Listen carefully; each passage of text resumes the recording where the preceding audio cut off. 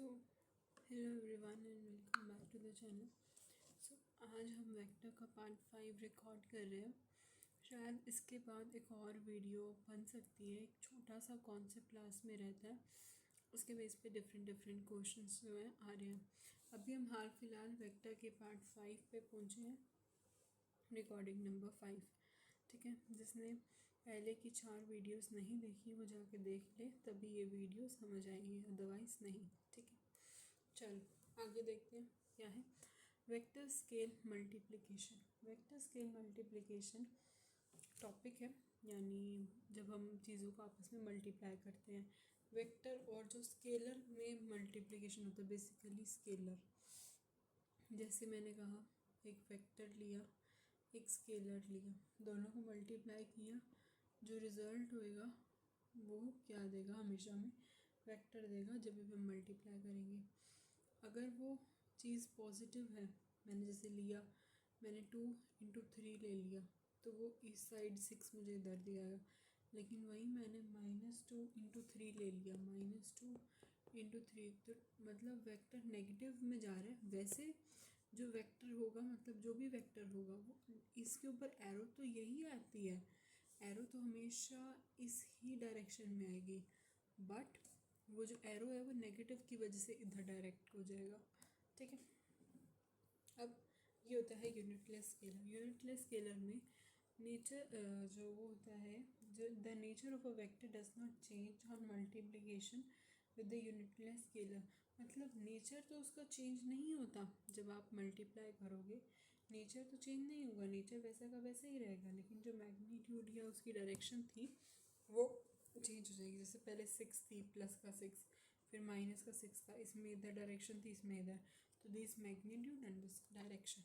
ठीक है, डायमेंशनल के वेक्टर में क्या होता है, डायमेंशनल वेक्टर में होता है नेचर तो चेंज होता है, लेकिन मैग्नीट्यूड और डायरेक्शन भी चेंज होता है। कैसे, मैंने कहा अगर मैंने पहले एक्सेलरेट कर रही थी, मान लो 3 मीटर/सेकंड स्क्वायर से मेरा जो कोई भी ऑब्जेक्ट है वो एक्सेलरेट हो रहा था। ठीक है, लेकिन क्या हुआ, जो उसके ऊपर मैंने फोर्स अप्लाई करी, तो फोर्स का जो फॉर्मूला होता है वो होता है मास इनटू एक्सेलरेशन।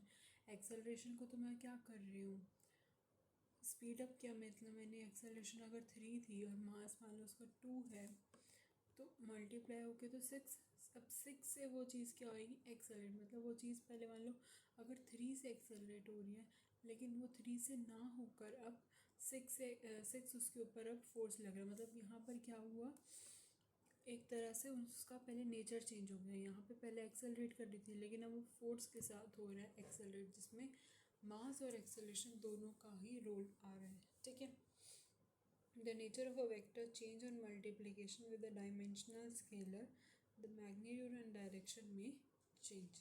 ठीक है, अब उसके बाद यहाँ पर 2 टॉपिक आएंगे। 2 टॉपिक में क्या है, डॉट प्रोडक्ट या स्केलर प्रोडक्ट, और ये पहला टॉपिक है। और दूसरा जो टॉपिक होगा वो होगा क्रॉस प्रोडक्ट। और तीसरा जो होगा, जो मैं बोल रही हूँ, जो छोटा सा है, वो कार्टेशियन फॉर्म में होगा, उसकी हम सेपरेट वीडियो बनाएंगे, वो इसमें है नहीं, उसके पार्ट 6 बनेगा। ठीक है, चलो अभी इसमें देखते हैं क्या है।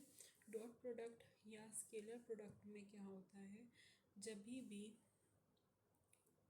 मी टेक सम अदर कलर,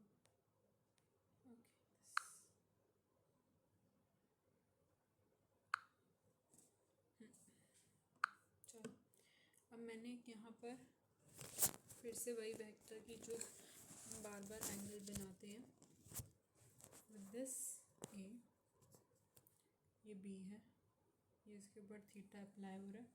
अब जो इसका जो स्केलर प्रोडक्ट होगा या इसका जो डॉट प्रोडक्ट होगा, वो हमें क्या देगा, वो देगा ए और बी को जब भी मल्टीप्लाई करेंगे तो वो क्या आएगा, वो आएगा ए और बी को, इस ए और इस बी को, देखो इधर, इस ए इस बी को जब मल्टीप्लाई करोगे तो आपके पास जो रिज़ल्ट मिलेगा वो क्या मिलेगा, ध्यान से देखो,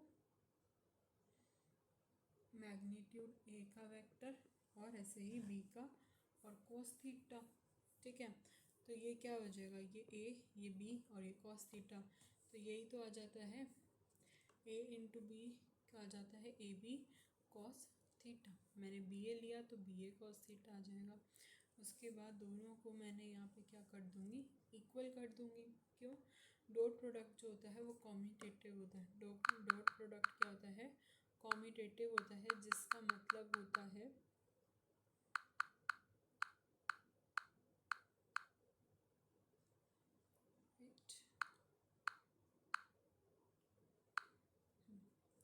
अब डॉट प्रोडक्ट में क्या होता है, डॉट प्रोडक्ट में सिंपली हम ये कह देते हैं कि जो मैग्नीट्यूड का यहाँ पे हम वेक्टर जो लेते हैं यहाँ पे, ठीक है, उनके मल्टीप्लिकेशन और जो वो क्या होती है कॉम्यूटेटिव होती है।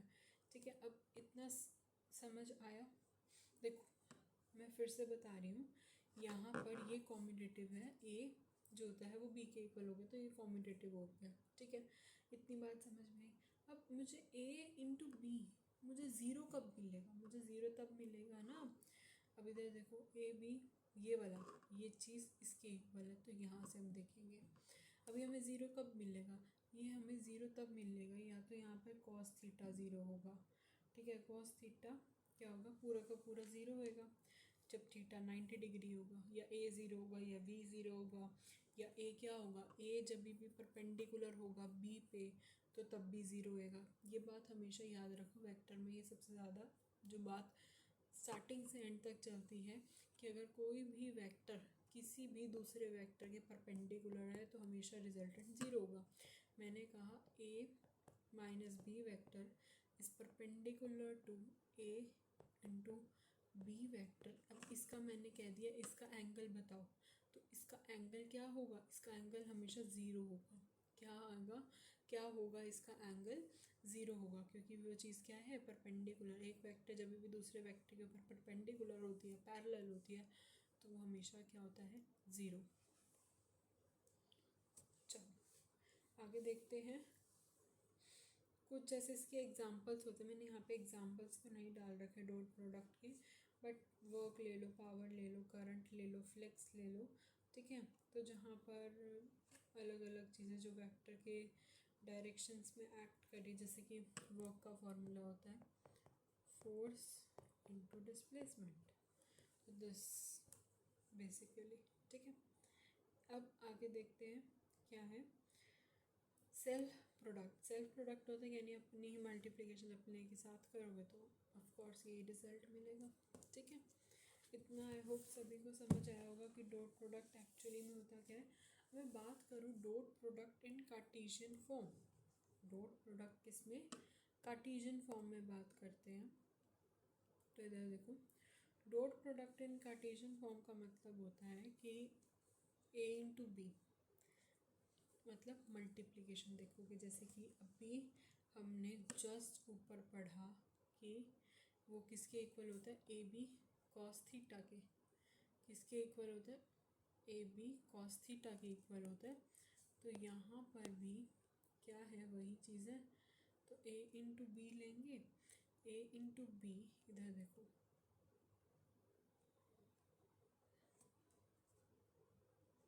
Wait a second I will show you. देखो ए इंटू बी था, ये ए इंटू बी था, ए बी कॉस थीटा के इक्वल था। सिमिलरली ये क्या होगा यहाँ पे भी,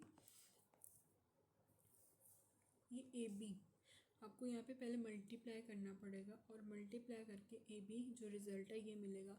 अब ये क्या मैंने यहाँ पे लिखा हुआ है, देखो ए ये रहा, बी ये रहा। ठीक है, मैंने इसको इससे मल्टीप्लाई करूँगी, इसको इससे करूँगी, इसको इससे करूँगी, फिर सिमिलरली इसे इससे और इसे इससे, मतलब ऐसे करके मैं यहाँ पे क्या करूँगी, इसको इससे भी करूँगी, इसको इससे भी करूँगी, इसको इससे भी मल्टीप्लाई करूँगी, and then this will multiply by this, this and this. ठीक है, फिर लास्ट में ये इसे भी मैं मल्टीप्लाई करूँगी। मैं मल्टीप्लाई कर तो करूँगी, मैं यहाँ पे दो लॉजिक के साथ मल्टीप्लाई करूँगी कि जब मेरा सेम आ रहा हो तो वो 1 के इक्वल हो, जब मेरे डिफरेंट आ रहे हो तो वो किसके इक्वल हो, 0 के इक्वल हो, और मेरे पास जो एट द एंड रिज़ल्ट मिलेगा वो ये वाला मिल रहा है। ठीक है, अब क्योंकि वो परपेंडिकुलर होते हैं ना, इसलिए वो हमें यहाँ पे क्या दे देता है 0। अब यहाँ पे दो वेक्टर आपस में मल्टीप्लाई हो गए परपेंडिकुलर, तो वही हो गया, ये उसका रीज़न है। परपेंडिकुलर क्या है, ये ज़ीरो क्यों होता है, ठीक है। अब आगे देखो, जैसे कि ए बी ज़ीरो है, ए सी ज़ीरो है, तो बी सी में क्या होगा। अगर आपके पास ए बी ज़ीरो है, बी सी ज़ीरो है, देखो इसके दो आंसर्स बन सकते हैं, दो इनफैक्ट तीन कह लो, ये जो भी। अब क्या मतलब है इसका, देखो ए बी जो है, अगर आपके पास ज़ीरो है, ए बी ज़ीरो में ऐसे बना लूँ,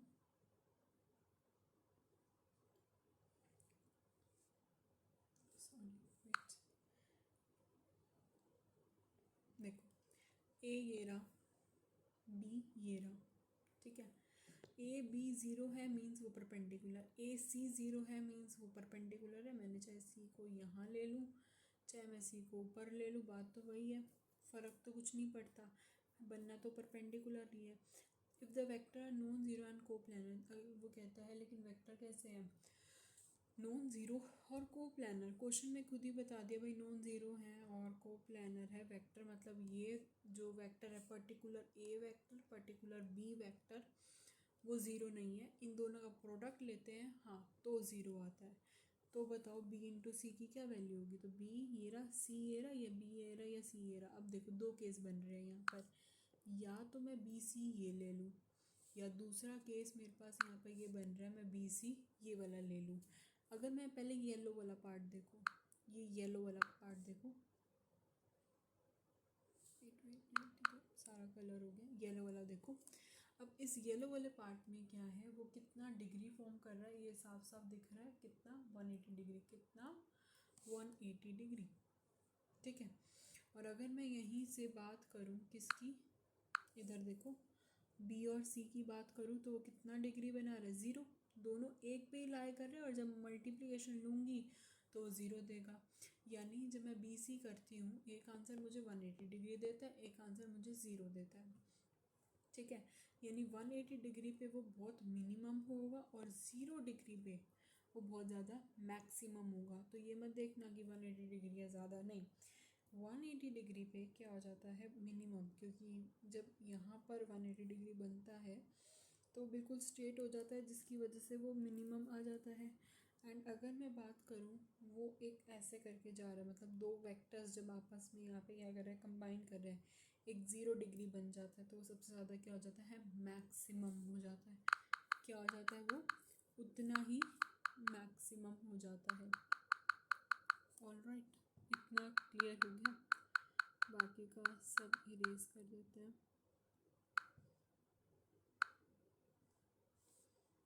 ये वाला, तो इसमें कितना डिग्री, 0 डिग्री, इसमें कितना डिग्री, 180 डिग्री। यानी यहाँ पर 2 से 3 आंसर जो मैंने बताए थे, तो है या तो मैक्सिमम या मिनिमम। अगर ऑप्शन में मैक्सिमम मिनिमम है तो मैक्सिमम मिनिमम, अगर ऑप्शन में 0 दे रखा है या 180 दे रखा है, 0 दे रखा है तो 0 पे मल्टीप्लिक 0। देखो ऑप्शन कैसे आ सकते हैं इसके, ऑप्शन इसके हमें देखो 2-3 तरीके से देंगे।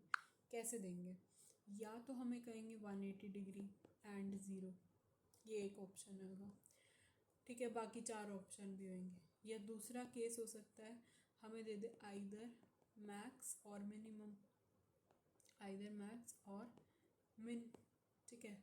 तीसरा केस हमें या तो 0 दे दे, और उसके जो बाकी जो आगे के होंगे ना, ये केस थर्ड में बता रही हूँ, या आंसर इसका 0 होगा, ठीक है।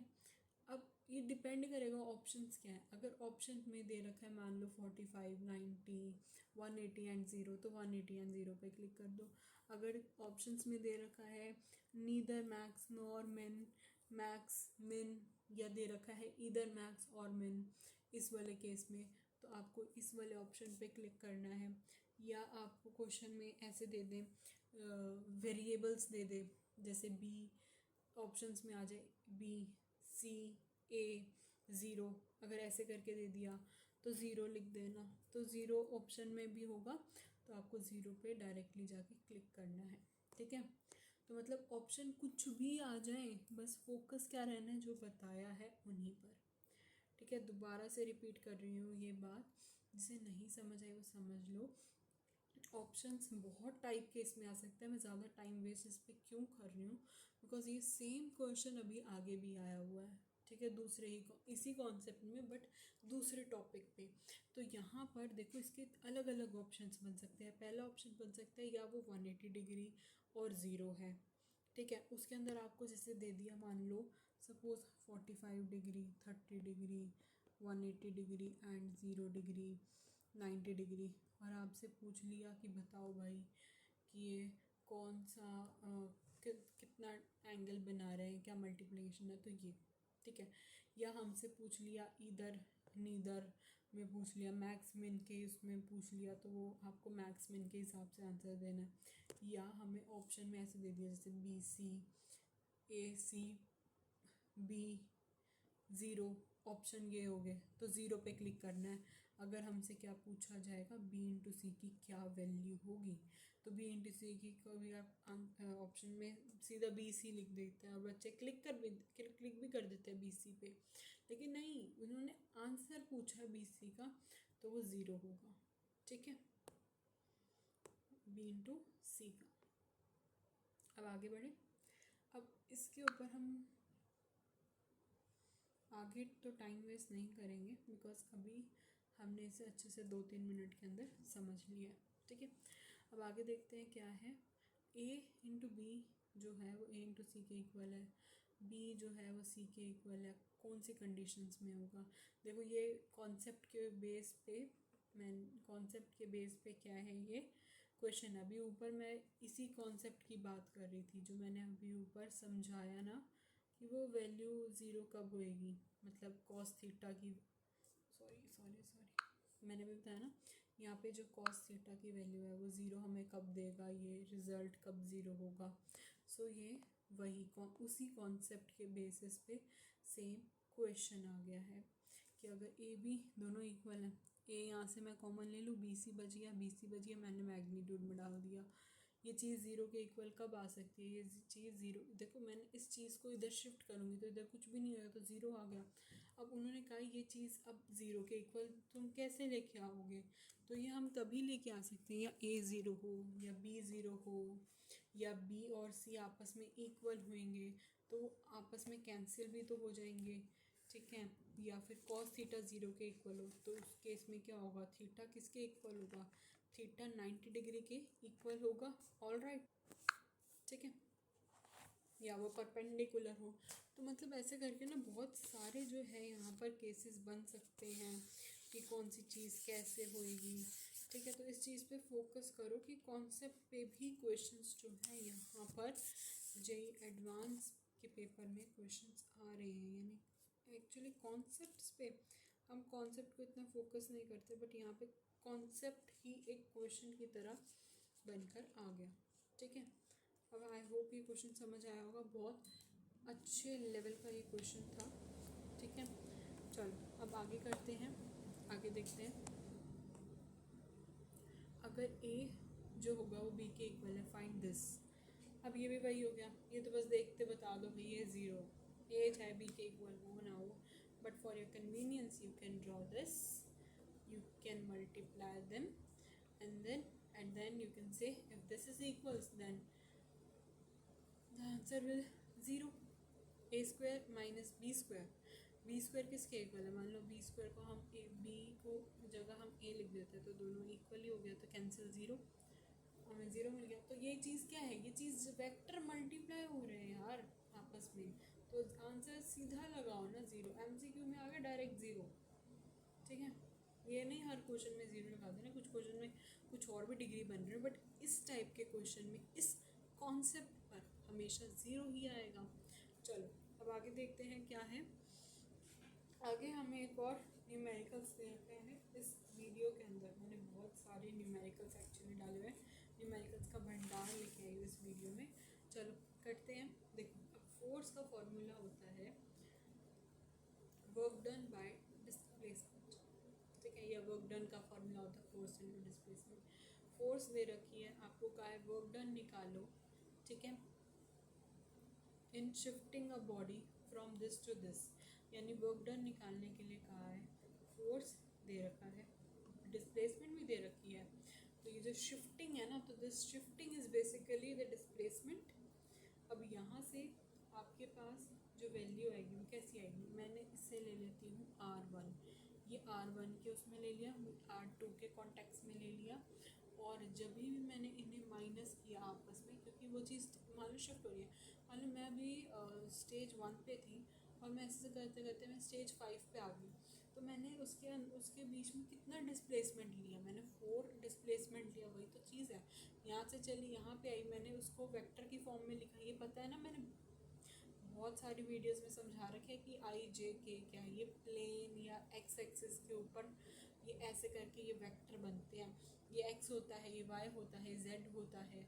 सो ये उस कॉन्सेप्ट पे होता है, मतलब अगर आपने सारी रिकॉर्डिंग्स देखी होगी तो ये पता होगा कि ये हमने कैसे बनाते हैं ये इन्हें, ठीक है।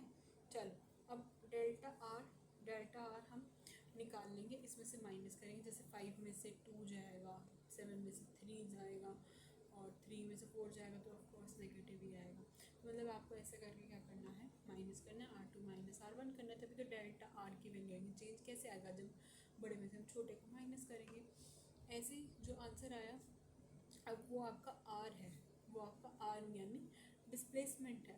तो बस आपको क्या करना है, ये आपका डिस्प्लेसमेंट है, वो ये दे रखा है, इन दोनों को आपस में मल्टीप्लाई कर दो, आंसर आ जाएगा। आप कहोगे मैम अब हम इससे और इससे मल्टीप्लाई करेंगे, अब हमें ज़ीरो क्यों नहीं दे रहा, हमें यहाँ पे वर्क डन निकालना है, कोई एंगल या कोई थीटा नहीं निकालना, ठीक है, सीधा वैल्यू निकालना है। ये वैल्यू वाले क्वेश्चन है उसमें जाओ, क्योंकि ये यहाँ पर डेल्टा आर की वैल्यू है ना, तो ये हमें कुछ ना कुछ न्यूमेरिकल वैल्यू में देगा, ज़ीरो नहीं देगा, ठीक है।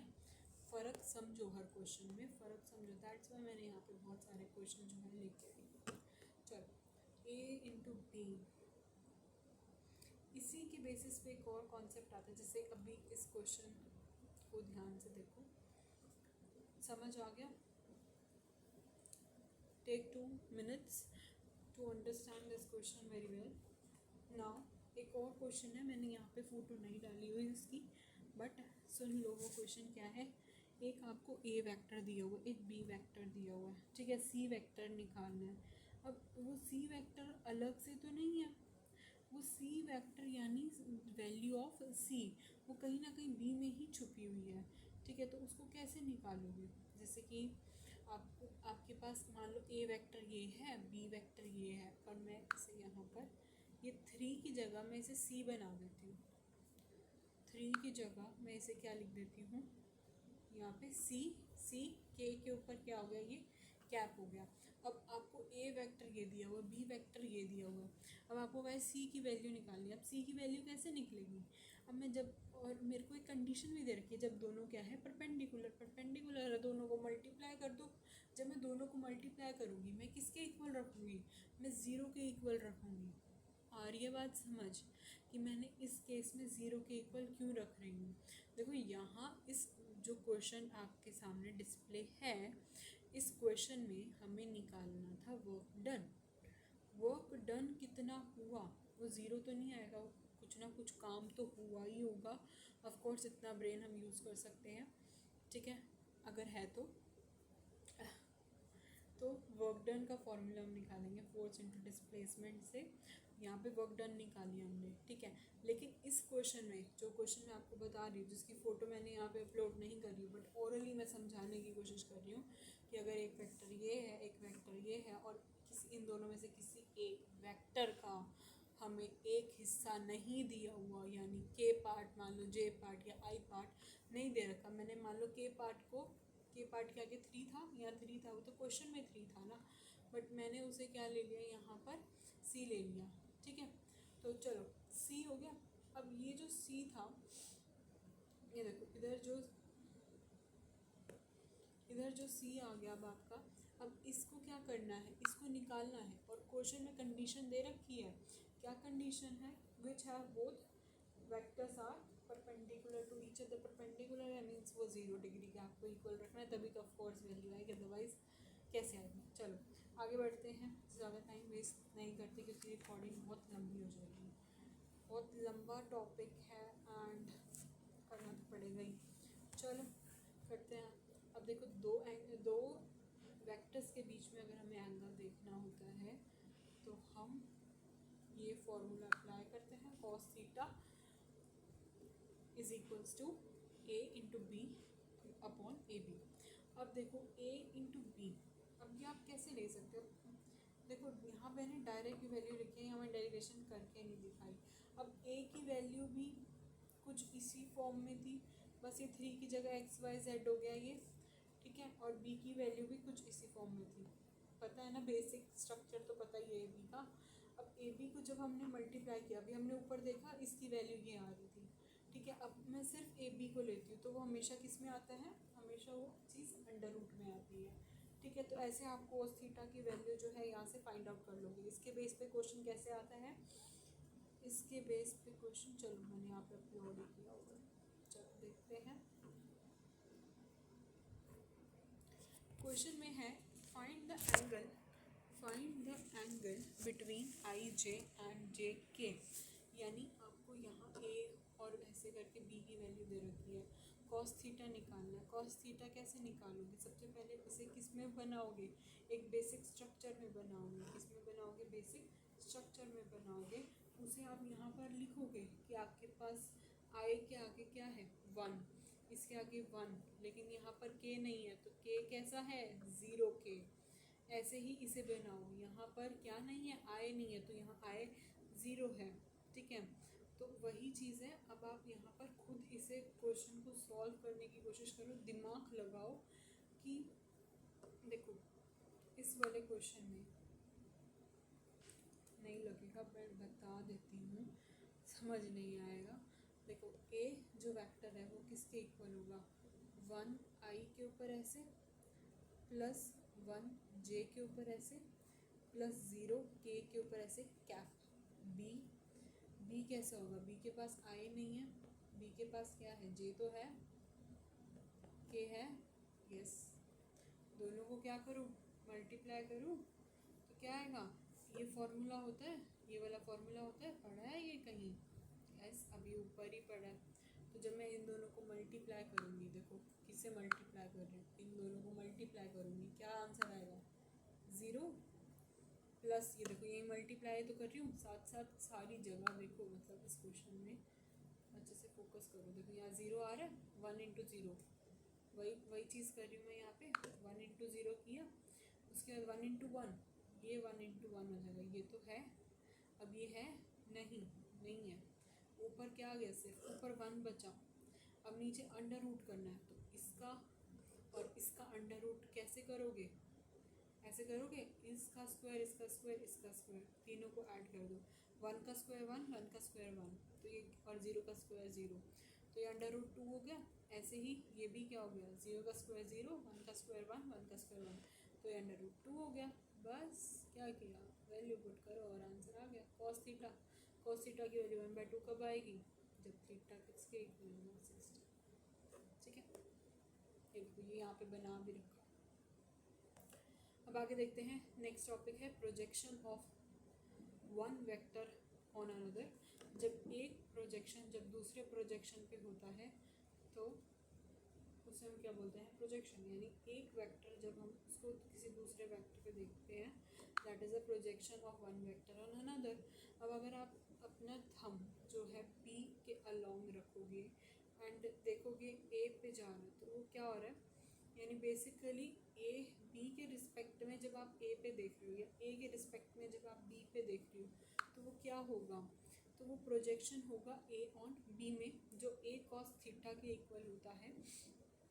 अब ए कॉस थीटा के इक्वल कैसे होता है, इसकी वजह से A component of A along B, यानी ए के अलोंग आप बी को देख रहे हो, और जो ये वाली चीज़ होती है, ये वाली अलोंग के बाद जो चीज़ आ जाती है ना, मान लो यहाँ पे बी आ गया और बी इस चीज़ को कहा हुआ है, मतलब मेरी बात का मतलब समझो, component of A along B. जिसने पुरानी वीडियोस नहीं देखी हुई, अगेन उन्हें ये चीज़ समझ नहीं आएगी कि इसका क्या मतलब है। चलो नहीं भी देखी हो तो इधर ध्यान से सुनो, ये जो होता है ना, ये होता है जो बी, जो मैंने यहाँ लिखा हुआ है, वो होता है हमारा वी कॉस थीटा, और यहाँ पे कहीं हमारा होता है वी साइन थीटा। ये हमने वेक्टर में कुछ इस टाइप में किया था। अब ये क्या था, ये वाला कंपोनेंट था अलोंग ये कंपोनेंट था ए अलोंग बी, यानी मान लो ए के अलोंग बी था, तो यानी बी की वैल्यू करे नीचे वाली वैल्यू कॉस थीटा ही देगी। अगर मैं यहाँ ऊपर वाली वैल्यू की बात करती तो मैं साइन थीटा लगाती। ठीक है, अभी फॉर्मूला क्या कहता है, मुझे ए कॉस थीटा लगा, मैंने लगा दिया ए कॉस थीटा।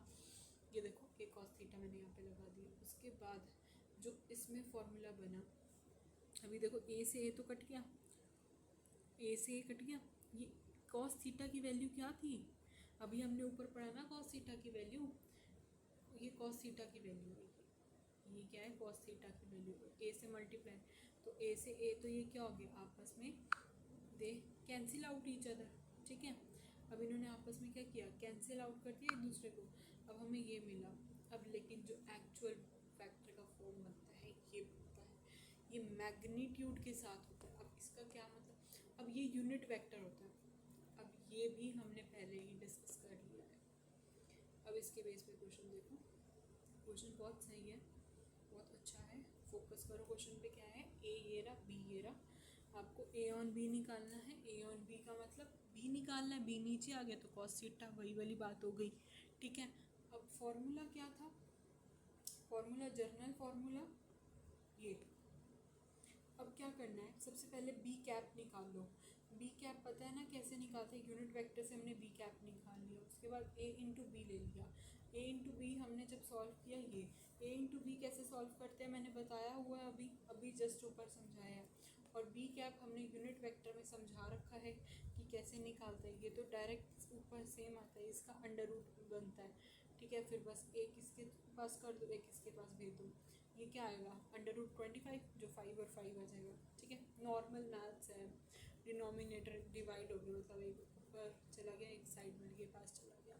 अब बस उसके वेक्टर के फॉर्म में आपको वैल्यू पुट करनी है, बस simple, as simple as that. Now अब आपके पास एक क्वेश्चन आता है, ओके आई थिंक मैंने एक क्वेश्चन इसमें अपलोड नहीं किया,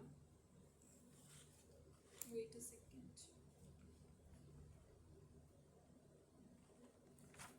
चलो कोई नहीं, उसको हम लास्ट में जो टॉपिक है उसके साथ कर देंगे मर्ज। इतना इम्पोर्टेंट भी नहीं है क्वेश्चन, बट कोई बात नहीं, चलो देखते हैं क्या है। अब नेक्स्ट टॉपिक आता है, पहले हमने ऊपर डॉट प्रोडक्ट पढ़ा, अब हम पढ़ेंगे क्रॉस प्रोडक्ट। ऊपर डॉट प्रोडक्ट को हम क्या बोलते हैं दूसरे नाम से, बताओ। ये रहा था हमारा डॉट प्रोडक्ट, जिसे हम स्केलर प्रोडक्ट बोलते हैं। क्या बोलते हैं, स्केलर प्रोडक्ट। अब हम बात करेंगे किसकी, वेक्टर प्रोडक्ट की। किसकी बात करेंगे, वेक्टर प्रोडक्ट या क्रॉस प्रोडक्ट। अब इसके अंदर क्या आता है, देखो इसके अंदर आता है ए इंटू बी। अब ये साइन थीटा के इक्वल होता है और एन के ऊपर ऐसे कैप। अब ये नॉर्मल यूनिट वेक्टर है, यूनिट वेक्टर हो गया जो 1 के इक्वल होता है। अब ये ज़ीरो कब आ सकता है, वही कॉन्सेप्ट और जो सेम क्वेश्चन जो मैं अभी ऊपर करवा रही हूँ, और वो जो मैं जिसमें मैंने बहुत टाइम वेस्ट किया है ना, जो मैक्सिमम और मिनिमम। ये देखो अगर 0 डिग्री है तो ये आ जाएगा आपका मैक्सिमम, अगर 180 डिग्री है तो मिनिमम। ये कॉस थीटा या साइन थीटा की ही वैल्यू जो है बताती है हमें। ठीक है, अब ये साइन थीटा में है, वो ऊपर कॉस थीटा में था। अब देखो अगर मैं डॉट लगाया अंदर, डॉट लगाने का क्या मतलब होता है कि वो इन आउट आ रहा है। आउट कैसे आएगा, मैं बी पे अपना थंब रखूँगी और ए की तरफ आऊँगी, ए की तरफ तो मैं बाहर निकल रही हूँ। और अगर मैं ए पे थंब रखूँगी और बी की तरफ, और अपने जो फिंगर्स है वो बी से ऊपर लेती आऊँगी, तो क्या होगा, इन आ रहा होगा। तो ये आउट और इन का साइन है। सेम क्वेश्चन जो मैंने अभी आपको जस्ट ऊपर समझाया था कि ये क्वेश्चन हमें कैसे करने हैं। ठीक है, अभी देखो इस क्रॉस प्रोडक्ट यहाँ पे ख़त्म हो गया। मैंने क्रॉस प्रोडक्ट की और स्लाइड्स नहीं बनाई। क्रॉस प्रोडक्ट में बेसिकली हमने क्या पढ़ा, साइन थीटा के बारे में पढ़ा, इन और आउट के बारे में मैंने बता दिया। ठीक है, अब इसमें क्या होता है, डायरेक्शन ऑफ जो क्रॉस प्रोडक्ट होती है ये आपस में इक्वल नहीं होती। जैसे वो तो कॉम्यूटेटिव होता है, बट ये कॉम्यूटेटिव नहीं होता, इनकी डायरेक्शन अलग होती है। अगर इसकी पॉजिटिव है तो इसकी नेगेटिव है। ठीक है, आगे बात समझ में, तो डायरेक्शन का फ़र्क होता है, तो इसकी वजह से कॉम्यूटेटिव नहीं होते। अब उसके बाद देखो आगे आता है geometrical meaning of cross product का क्या मतलब होता है। इधर ध्यान से सुनो, मैं यहाँ पर एक ट्राइंगल की ऐसी शेप बना रही हूँ और ये इसे थोड़ा पैरेललोग्राम का टच देंगे। ओहो, थोड़ा बेकार ही बन गया, थोड़ा क्या सारा ही बेकार बन गया। पहले पैरेललोग्राम बना रहे थे and then this. Now see, बस इतने से ट्राइंगल में देखो, ये परपेंडिकुलर है, ठीक है। अब ये आपके पास ए वेक्टर है, ये आपके पास बी वेक्टर है, ये यहाँ पे थीटा बना रहा है ये, ठीक है। तो ये वाला जो हो जाएगा ये हो जाएगा बी साइन थीटा। अब इसमें क्या होगा, जो एरिया होगा, एरिया होता है हाफ बेस इनटू हाइट, यानी half A B sine theta हो जाएगा। ये एरिया ऑफ ट्राइंगल है, ये क्या है, एरिया ऑफ ट्राइंगल है, क्या है, एरिया ऑफ ट्राइंगल, ठीक है। एक्चुअली बहुत बड़ा बना दिया मैंने, इसे छोटा कर देते हैं।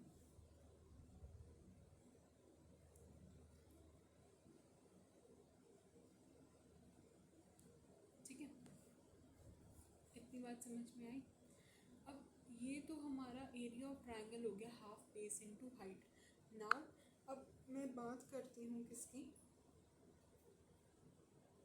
2a, मैंने एरिया ऑफ ट्राइंगल लिया ना, तो ये a एरिया ऑफ ये ट्राइंगल, ये 2 है ना, और ये किसके इक्वल है, एरिया ऑफ ट्राइंगल के।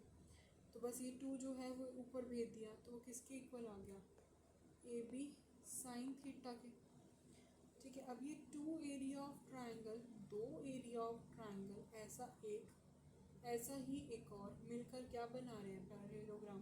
सो एरिया ऑफ क्या बन गया, ये पैरेललोग्राम, ठीक है। अब ये किसके इक्वल होगा, ये भी किसके इक्वल होगा, ए बी साइन थीटा के। बस फ़र्क कितना आएगा, जो 2AD है, या सॉरी जो 2 एरिया ऑफ ट्राइंगल है वो किसके इक्वल है, एरिया ऑफ पैरेललोग्राम। तो geometrical cross product gives us the area of the parallelogram और twice the area of triangle, ठीक है। ये इसके बारे में देता है। और